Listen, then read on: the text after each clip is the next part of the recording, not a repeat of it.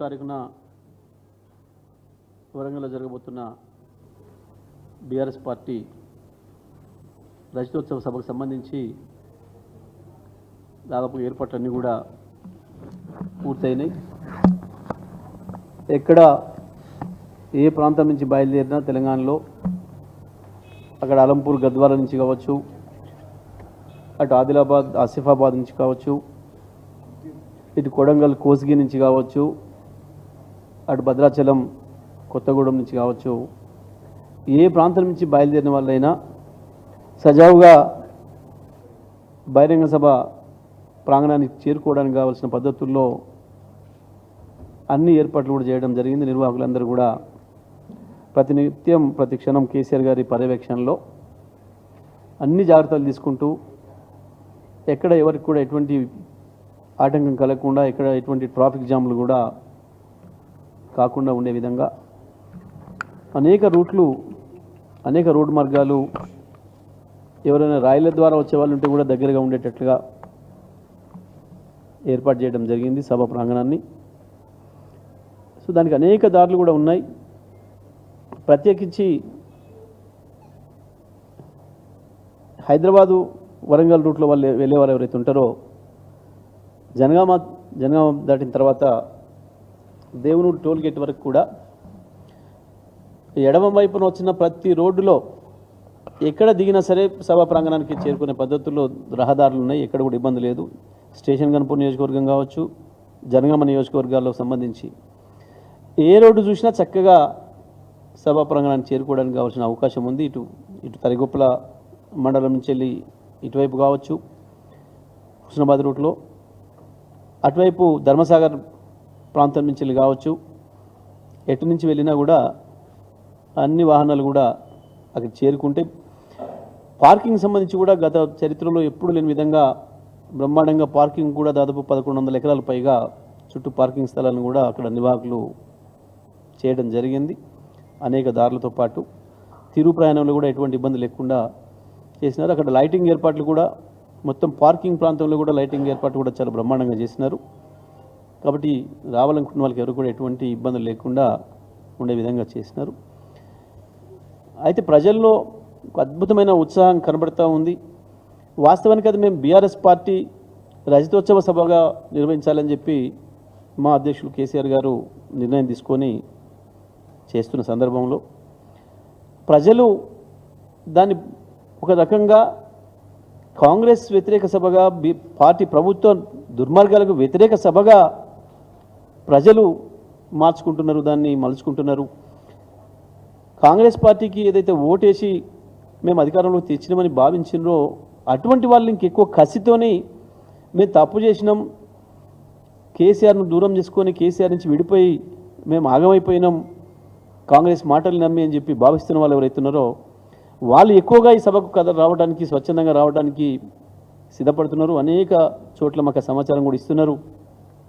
Sir మేమే వస్తాం, స్వచ్ఛందంగా వస్తామని చెప్పి అది నెమ్మదిగా అసలు గ్రామాలలో ఒక పండగ వాతావరణాన్ని సృష్టిస్తూ ఉంది.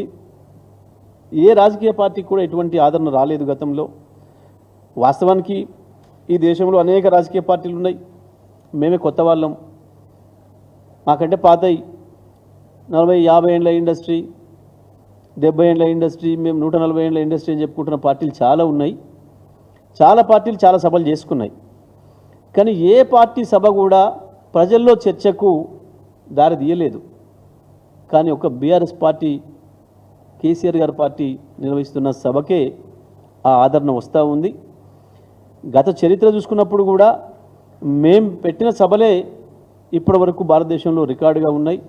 మేము పెట్టిన సభని ఇంకొక సభ ఇంకోటి రికార్డ్ బ్రేక్ చేసుకుంది మేమే చేసుకున్నాం తప్ప ఇంకెవరితో కూడా కాలేదు. ప్రజల యొక్క స్వచ్ఛంద భాగస్వామ్యం, బీఆర్ఎస్ పార్టీకి గులాబీ జెండాకు ఆ రకమైన ఆదరణ ఉంది. గతంలో సభ్యత్వ నమోదు సందర్భంలో చూసినప్పుడు కూడా మా పార్టీ సభ్యత్వం కావాలని చెప్పి ప్రజలు వచ్చి ఇళ్లలో అడిగి, గులాబీ జెండా కప్పుకున్న వాళ్ళు కనబడితే అడిగి నాకు సభ్యత్వం కావాలని చెప్పి తీసుకున్న సందర్భాన్ని చూసినాం. రోడ్డు పైన బెంచి కుర్చేసుకొని కూర్చుంటే సీరియల్లో నిలబడి సినిమా టికెట్లకు వచ్చినట్టుగా నిలబడి సభ్యత్వం తీసుకున్న సందర్భం కూడా ఒక టీఆర్ఎస్ పార్టీకి సొంతం. మరి ఆ పద్ధతుల్లో ప్రజల్లో ఆదరణ వస్తుంది. ఇవాళ చర్చ, గ్రామాలలో చర్చ బ్రహ్మాండంగా జరుగుతూ ఉంది. ప్రజలు కూడా 4-5 రోజుల ముందు నుంచే ప్రారంభమైన, ప్రత్యేకించి ఏ రైతాంగం అయితే కాంగ్రెస్ పార్టీ చేతిలో ఘోరంగా దెబ్బతినదో, మోసపోయిందో, ఈ ప్రభుత్వం చేతితోని మోసానికి గురవుతుందో ఆ రైతాంగం ఇవాళ ఇంకెక్కువ కసిగా ఉన్నారు. కేసీఆర్ కనపడాలి, పోయి ఆ ఎలకతుర్తి మట్టిని ముట్టుకోవాలి, మేము చేసిన పొరపాటును సరి చేసుకోవడానికి ఒక మార్గం అని చెప్పి భావిస్తూ ఉన్నారు. అందుకే ఇవాళ ఎడ్ల బండ్లతోని 4 రోజుల క్రితమే ప్రారంభమై వాళ్ళు ఎటువంటి ఇబ్బందులు వచ్చినా తట్టుకొని బ్రహ్మాండంగా ముందుకు పోతూ ఉన్నారు. ఎట్టి బస్సులో సభ ప్రాంగణాన్ని చేరుకొని తీరాలి అని చెప్పి పట్టుదల కనబడుతూ ఉంది. దారంటే కూడా రైతాంగం, ప్రజలు, మహిళలు పెద్ద ఎత్తున స్వాగతిస్తూ ఉన్నారు. అదే కాకుండా చాలా చోట్ల నుంచి కూడా ఇవాళ పాదయాత్రలతో బయలుదేరినరు, సైకిల్ ర్యాలీల ద్వారా బయలుదేరినరు, ఇంకా అనేక రకాల పద్ధతుల్లో ప్రజలు వస్తూ ఉన్నారు. దూర ప్రాంతాల నుంచి కూడా కొంతమంది మోటార్ సైకిళ్ళ మీద, కొంతమంది మేము ఆటోలకి కూడా తీసుకొని వస్తామని చెప్పి బయలుదేరుతూ ఉన్నారు స్వచ్ఛందంగా. చాలా చోట్ల నుంచి మహిళలు కూడా మేము వస్తాము అని చెప్పి డిమాండ్ చేస్తూ ఉన్నారు.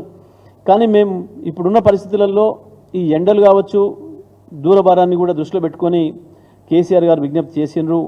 మహిళల్ని కూడా ఎక్కువగా తీసుకురాకండి, ఇబ్బంది పెట్టకండి, మళ్ళీ వాళ్ళు సేఫ్ ఇంటికి చేరుకోవాలి, వాళ్ళకు ఉండే ప్రత్యేకమైన అవసరాల దృష్ట్యా దారి బట్టి ఇబ్బంది పడతాం, ఎండలు కూడా తీవ్రంగా ఉన్నాయి ఇటువంటి పరిస్థితులు అని చెప్పి చెప్పడం జరిగింది. వారికి విజ్ఞప్తి చేయడం జరిగింది.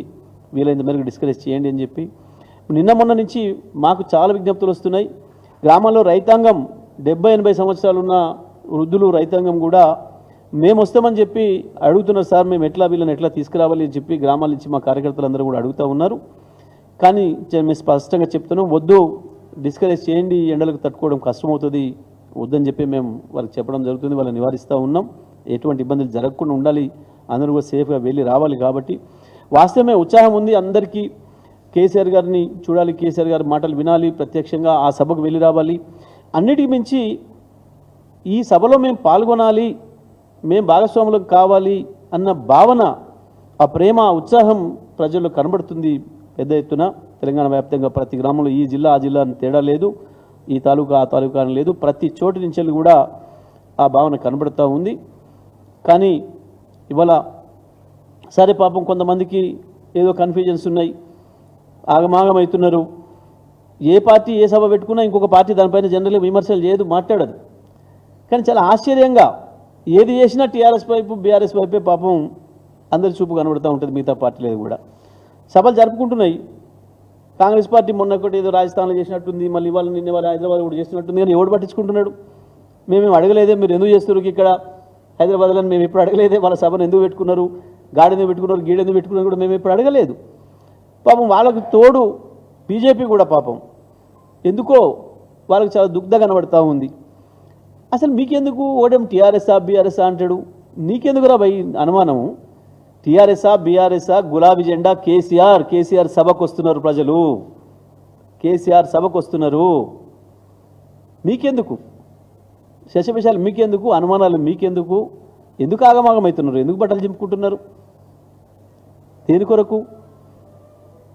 కేసీఆర్ సభ అన్నాడు, వస్తూనే ఉన్నారు కదలి జనం. ఎవరికి లేదు ఆ పరిస్థితి. ఎందుకు మాట్లాడుతున్నారు, ఎందుకు వణికిపోతున్నారు అని అంటే, ప్రజల్లో వస్తున్న కదలిక, గ్రామాల్లో జరుగుతున్న చర్చ. టీఆర్ఎస్ పార్టీ సభ పెట్టుకుంటే గ్రామాలలో ప్రజలు ఎందుకు ఉత్సాహపడుతున్నారు, ఎందుకు సంతోషపడుతున్నారు? వాళ్ళ దగ్గర బోనాలు, బతుకమ్మ ఉత్సవాలకు వచ్చినట్టు, సమ్మక్క సారక్క జాతరకు వచ్చినట్టు, మేడారం జాతరకు పోయినట్టు, మా లింగమంతుల స్వామి దురాజపల్లి జాతరకు వచ్చినట్లు అట్లా కదులుతున్నారు ప్రజలు. ఆ రకంగా చర్చ జరుగుతుంది గ్రామాలలో. పాపం అది తట్టుకోలేకపోతున్నారు వీళ్ళు. ఎక్కడ కూడా ఏ చిన్న ఇబ్బంది లేకుండా అన్ని ఏర్పాట్లు కూడా చేయడం జరుగుతుంది. దారి మటు కూడా ఎక్కడ కూడా ఇబ్బంది లేకుండా, దారులు కూడా చాలా ఎక్కువ దారులు ఉన్నాయి, ఎక్కడ కూడా ఇబ్బంది లేదు. వాలంటీర్లకు కూడా, వచ్చే నాయకులకు, కార్యకర్తలకు కూడా విజ్ఞప్తి చేస్తూ ఉన్నాం. ఇటువైపు ప్రత్యేకించి హైదరాబాద్ రూట్లో వస్తున్న వాళ్ళు ఎవరైతున్నారో, రంగారెడ్డి కావచ్చు, హైదరాబాద్ కావచ్చు, మహబూబ్ నగర్ కావచ్చు, నల్గొండ జిల్లాలకు సంబంధించి ఈ మొత్తం ఈ ప్రాంతం నుంచి వచ్చే వాళ్ళందరూ కూడా సూర్యాపేట జనగామ రోడ్లో వచ్చే వాళ్ళు కావచ్చు, భువనగిరి దగ్గరికి వచ్చి రోడ్ ఎక్కే వాళ్ళు కావచ్చు, మా వాళ్ళు చిట్యాల ప్రాంతం నుంచి, రింగ్ రోడ్ నుంచి వెళ్ళి గట్కేసర్ ప్రాంతం నుంచి వచ్చే వాళ్ళు కావచ్చు, ప్రత్యేకించి మా ఆలేరుకు సంబంధించి, ఆలేరు భువనగిరికి సంబంధించిన వాళ్ళు కూడా వాళ్ళు ఈ రోడ్డు కూడా వచ్చే పని లేదు, వరంగల్ హైదరాబాద్ రోడ్డుకు వచ్చే పని లేదు, మధ్యలో నుంచి వెళ్ళి బచ్చనపేట నుంచి వెళ్ళి దగ్గర దారి ఉంది, గ్రౌండ్కు సేఫ్గా చేరుకునే దారి ఉంది, వాళ్ళు ఆ ప్రాంతం నుంచి వెళ్ళి వెళ్ళవచ్చు. కాబట్టి సకాలానికి వెళ్ళాలని చెప్పి అందరూ కూడా విజ్ఞప్తి చేస్తూ ఉన్నాం. చేరుకోవాలనుకున్న వాళ్ళు సమయానికి ఆలస్యమై అందరూ ఒకేసారి వస్తే కొంత గ్రౌండ్లోకి ఎంటర్ అవ్వడానికి సమయం తీసుకుంటుంది. కాబట్టి దూర ప్రాంతాల నుంచి వచ్చే మా వాళ్ళందరూ కూడా సాధ్యమైతే తొందరగా బయలుదేరాలి, ఎట్టి పరిస్థితుల్లో సభను టచ్ చేయాలి అన్న పద్ధతుల్లో ఆ లక్ష్యంతో బయలుదేరాలని చెప్పి అందరూ కూడా విజ్ఞప్తి చేస్తూ ఉన్నాం. సభలో కూడా మంచినీళ్ళు కావచ్చు, చల్ల పాకెట్లకు సంబంధించి కూడా అన్నీ కూడా సరిపోయే ఏర్పాట్లు చేసినారు. అన్నీ కూడా బ్రహ్మాండంగా సాగుతున్నాయి. సభ బ్రహ్మాండంగా విజయవంతం అవుతుంది. మరి వచ్చే కార్యకర్తలు నాయకులందరూ కూడా తగిన జాగ్రత్త తీసుకొని ఎటువంటి చిన్న సంఘటన జరగకుండా సభలోకి రావాలని, దాన్ని విజయవంతం చేసుకొని పోవాలని చెప్పి విజ్ఞప్తి చేస్తూ ఉన్నాం.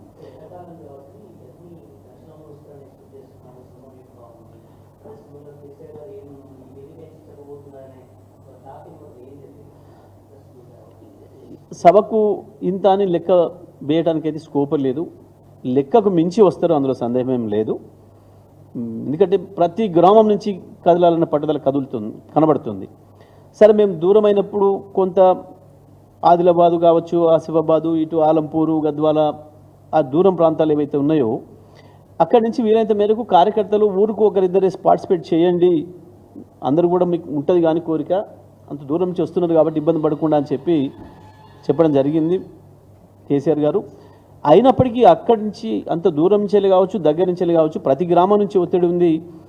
ఒక ఊర్లో 50 మంది వస్తారని అంచనా చోట మేము 100 మంది తయారైనారు, మా ఊర్లో 150 మంది తయారైనారు, మేము వస్తామంటున్నారు, మేము రాకుండా మీరు ఎట్లా పోతామంటున్నారు అని చెప్పేసి బాగా అటువంటి మాకు వస్తూ ఉన్నాయి. కాబట్టి ఇక ఇంత అని చెప్పడానికి వీలే లేదు, అంత పెద్ద ఎత్తున వస్తారు. మా సభలు గతంలో మేము ఎట్లయితే ఒకటికొకటి రికార్డ్ బ్రేక్ చేసుకున్నాము, ఒకదాని తర్వాత ఒకటి, ఇది కూడా ఒక రికార్డ్ బ్రేక్ను చేస్తుంది. ఆ సభలు ఆ స్థాయిలో వస్తారు.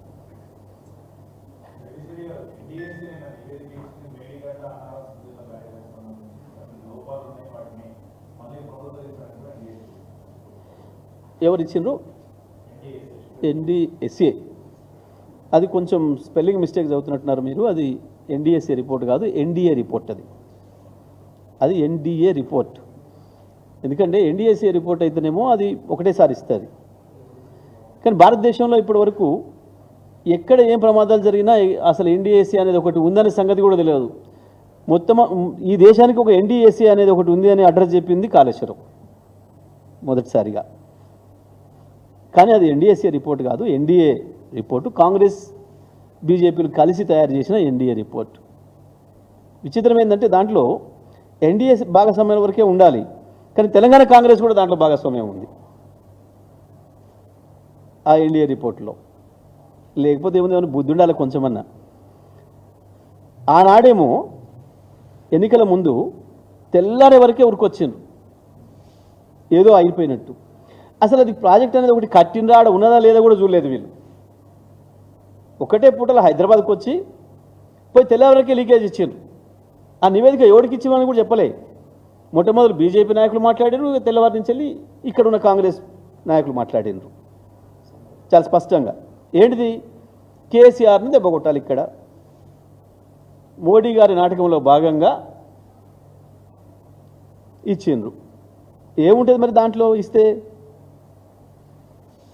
ఏముంటుంది దాంట్లో? ఇక అది ఊళ్ళల్లో ఒకటి ఉంది మొరటిగా చెప్తే, కానీ దేనికో రాసుకొని పారేసుకోమంటారు ఎవడన్నా కాగితం తెస్తే.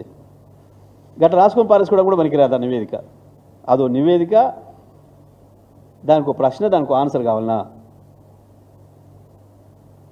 ఏముంటుందో తెలియదా? ఎందుకు వచ్చిందో తెలియదా? ఇప్పుడు అసెంబ్లీ ఎన్నికల ముందు ఒక 2 రోజుల ముందు, పార్లమెంట్ ఎన్నికలకు ఒక 2 రోజుల ముందు దేని కొరకు చర్చ? ఈ పనికి మాలిన చర్చ తీసుకొచ్చి రేపటి సభనేందో డైల్యూట్ చేస్తామని చెప్పి ఒక పిచ్చి కళలు అంటున్నారు ఇద్దరు కలిసి. బడే బాయ్ చోటే బాయ్ మీ డ్రామాలలో పడే పరిస్థితులలో ఏం లేరు. తెలంగాణ ప్రజలకు అంత అమాయకంగా ఏం లేరు. నేను మా వాళ్ళకు కూడా చెప్తా ఉన్నా, ఎవరు దాన్ని పట్టించుకునే పని లేదు. అక్కడ రాసి పారేసుకోవడం పనికొస్తుంది ఆ నివేదిక, ఆ NDA ఇచ్చిన నివేదిక. అది ప్రశ్న కాదు, జవాబు కాదు, అది చర్చనే కాదు. ఒకవేళ అట్లనే కనుక అనుకుంటే, ఆ NDSA అనేది ఒకటి ఉండి నిజంగా పనిచేస్తే, మొట్టమొదటిగా గుజరాత్లో కట్టి పూర్తి కాకముందే ప్రారంభోత్సవం నాడే కూలిపోయి 150 మంది చచ్చిపోయారు. గాడికి ఎందుకు పోలేదు ఆ ఎన్డీఎస్ఏ? ఇప్పటికీ బీహార్ గుజరాత్లలో వరుసగా మేము ఉన్నదే కూలిపోవడానికి, మేము కట్టేదే కూలిపోవడానికి అన్నట్టుగా కడుతున్నారు. ఒక్కరోజు ఒక్క చోటికి పోయినట్టు సందర్భమే కనపడలేదు.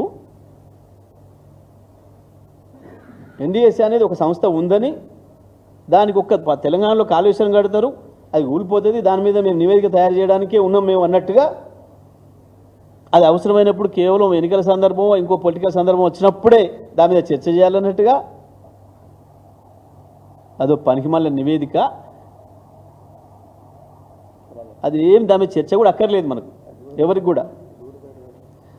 అది నిజం ఎవడన్నా చూపించి ఇది ఇచ్చిండని చెప్పినట్టు లేడు. మరి ఉత్తగానే మీడియా మిత్రులకే కలలు వచ్చినట్టు రాత్రిపూట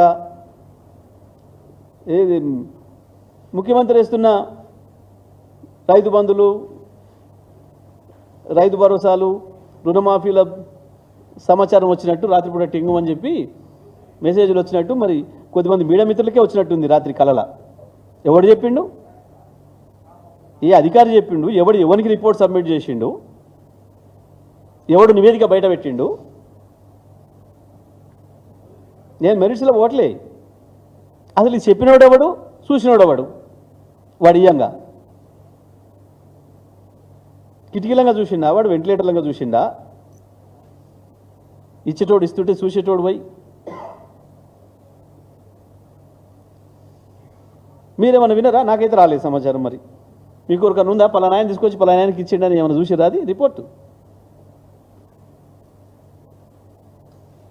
ఇది ఈ శునకానందం క్షణికానందం కొరకు ఓ పనికి మాలిన వార్తలు తీసుకొచ్చి పెడుతున్నారు తప్ప ఏం లేదు దాంట్లో.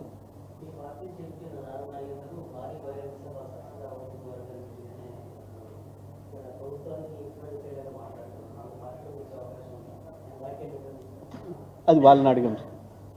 అది పెద్ద నేను సమాధానం చెప్పాల్సిన ప్రశ్న కాదు అది. వాస్తవానికి నేను సమాధానం చెప్పాల్సిన ప్రశ్న కాదు. ప్రశ్న అటువైపు రెండు పార్టీలు అటున్నాయి. అక్కడ అడగాల్సిన ప్రశ్న నువ్వు ఇట్లా అడుగుతున్నావు నన్ను. అయితే నేను ఆయన అడగాలి, లేదా ఆ పార్టీ ఏ పార్టీలో వాళ్ళని అడగాలి. ఇప్పుడు మా పార్టీలో గురించి మేమే మాట్లాడాలి, ఇంకో పార్టీల గురించి మేమే మాట్లాడాలా?